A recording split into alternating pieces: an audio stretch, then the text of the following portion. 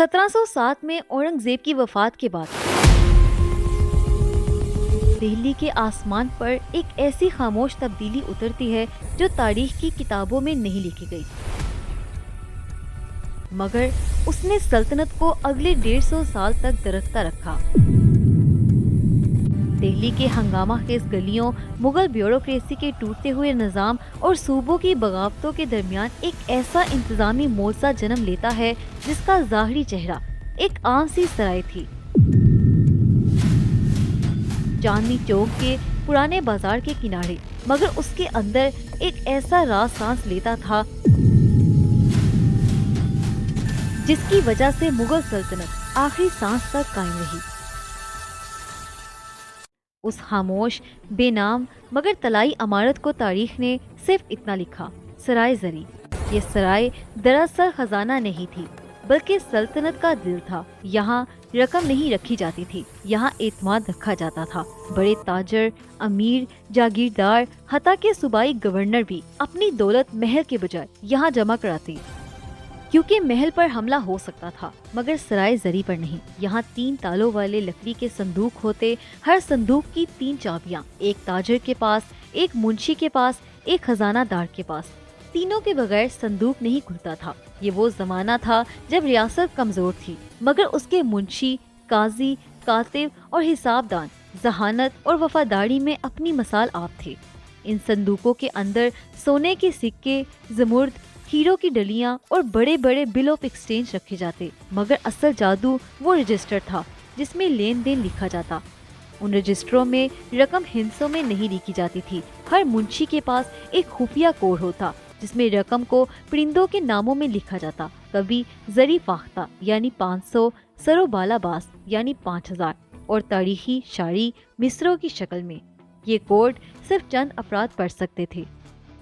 मोहम्मद शाह रंगीला का जमाना आते आते दिल्ली बज़ाहिर रंगीन हो गई थी, मगर इंतजामिया का ताना बाना टूट चुका था। उसी दौर में एक अहम किरदार दाखिल होता है, अहमद अली खान रुहेला, एक नौजवान अहलकार जो किला मोहल्ला में महज एक कातिब के तौर पर भर्ती हुआ, मगर जल्द ही उसकी जहानत ने दरबार की नजरें बदल दी। 1742 में उसे पहली बार सराय जरी के खुफिया दफ्तर में जाने की इजाजत मिली। ये इजाजत हर किसी को नहीं दी जाती थी। उससे एक बुजुर्ग मुंशी ने कहा, बेटा, ये वो जगह है जहाँ सल्तनत की सांस छुपकर चलती है। बादशाह बदल जाते हैं मगर ये दफ्तर चलता रहता है। अहमद अली खान ने वहाँ एक अजीब मंजर देखा।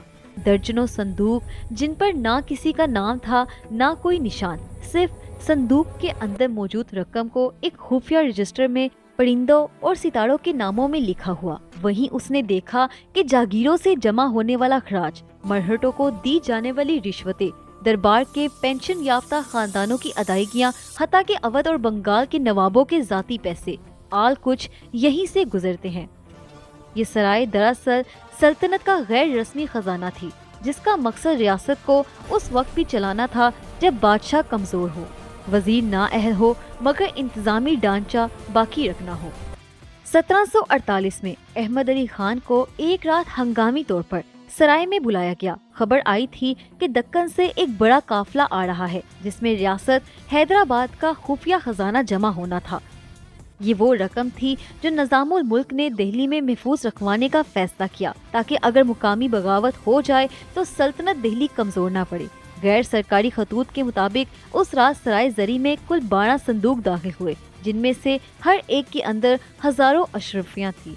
ये वो वक्त था जब दिल्ली का बादशाह कमजोर था, मगर सराय जरी मजबूत तरीन। समझने की बात ये है कि ये खुफिया खजाना सिर्फ जमा करने की जगह नहीं था। यही रकम मरहटों के साथ मुज़ाकरात, जाटों से जंग, राजपूतों के साथ मुआहिदों, बंगाल की महमाद और दरबार के रोजमर्रा अखराजात में इस्तेमाल होती रही। जिस सल्तनत के महल टूट रहे थे, उसके माली मामलात एक आम सी सराय संभाल रही थी। अहमद अली खान 1750 की दहाई में उस खुफिया निजाम का सबसे अहम फर्द बन चुका था। वो रजिस्टर लिखता, कोड डिजाइन करता और ताजरों के सामने गैर जानिबदार गारंटर के तौर पर खड़ा होता। एक बार उसने मोहम्मद शाह से कहा, हुजूर, आपकी सल्तनत कमजोर हो सकती है, मगर ये दफ्तर कमजोर नहीं होगा। यहाँ हर रकम अमानत है। मोहम्मद शाह ने उसके सर पर हाथ रखकर कहा, तुम जैसे अहलकार ही इस सल्तनत की आखिरी उम्मीद हैं। 1739 में नादिर शाह के हमले के वक्त जब पूरा दिल्ली हिल चुका था, एक हैरत नगेज बात पेश आई। मौरखीन के मुताबिक किले से पहले सबसे पहला हुक्म सराय जरी को दिया गया, रजिस्टरों को जला दो मगर संदूक खाली ना करना, खजाना बचाओ या ना बचाओ मगर अमानत को अमानत रहने दो। कहा जाता है कि उस रात अहमद अली खान ने खुद अपने हाथ से वो रजिस्टर आग में डाले जिनमें दिल्ली के बड़े अमीरों की खुफिया दौलत का हिसाब लिखा था। वो रजिस्टर जल गए मगर संदूक महफूज रहे। नादिर शाह के जाने के बाद अहमद अली खान से पूछा गया कि खजाने का क्या बना। उसने मुस्कुराकर जवाब दिया, जो अमानत थी वो अपने मालिकों तक पहुंच गई, जो कोट था वो राख हो गया मगर सराय जरी अभी जिंदा है। उसका मतलब ये था कि हमले से पहले ही खुफिया रस्तों से वो रकम असल मालिकों तक पहुंचा दी गई थी। ये निजाम इस कदर मौसर था कि कोई हमला आवर उसे तोड़ नहीं सकता था। अगले 100 साल तक यही सराय मुगल सल्तनत का गैर सरकारी रीढ़ की हड्डी बनी रही। हमले होते रहे, बादशाह बदलते रहे। लाल किले की छतों पर कभी आसिफ जा का जोर होता, कभी वजीर आजम किसी नए दरे से होता, मगर सराय जरी में अहमद अली खान जैसे लोग आते गए, रजिस्टर बदलते गए, कोर्ट तब्दील होते गए मगर निजाम चलता रहा। 1857 आते आते दिल्ली की हालत बर्बाद हो चुकी थी। अंग्रेज शहर में दाखिल हुए तो उन्हें सराय जरी एक वीरान इमारत की तरह मिली। अंदर गए तो देखा तमाम संदूक खाली, दीवारों पर चंद जले हुए रजिस्टर, एक टूटा हुआ चिराग और एक छोटा सा कागज जिस पर फारसी में लिखा था, यहाँ हरफे अमानत के सिवा कुछ न था, जो था हम वक्त के हवाले कर गए। अंग्रेज हैरान रह गए कि कहाँ गया वो खजाना जो इस सराय में रखा जाता था। आज तक किसी मोरख को यकीन के साथ नहीं मालूम। कुछ कहते हैं कि वो सड़क के नीचे दफन है, कुछ कहते हैं उसे हमालिया की तरफ खाली कर दिया गया, कुछ के मुताबिक ताजिर खुद ले गए।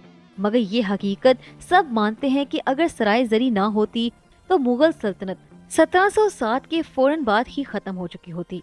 ये किस्सा ना बादशाहों का है ना जंगों का, ये किस्सा उन गुमनाम अहलकारों का है जिन्होंने खामोशी से एक ऐसी सल्तनत को चलाया जो बज़ाहिर टूट रही थी। अहमद अली खान रुखेला जैसा नौजवान जो एक आम कातिब था, मगर उसने एक ऐसे निजाम को जिंदा रखा जो किसी किताब में पूरी तरह महफूज नहीं हो सका। सराय का आज कोई निशान बाकी नहीं, पर अगर कभी चांदनी चौक की गलियों में किसी पुरानी फसील के करीब खामोश खड़े होकर हवा को गौर से सुनो तो शायद वही सरगोशी सुनाई दे।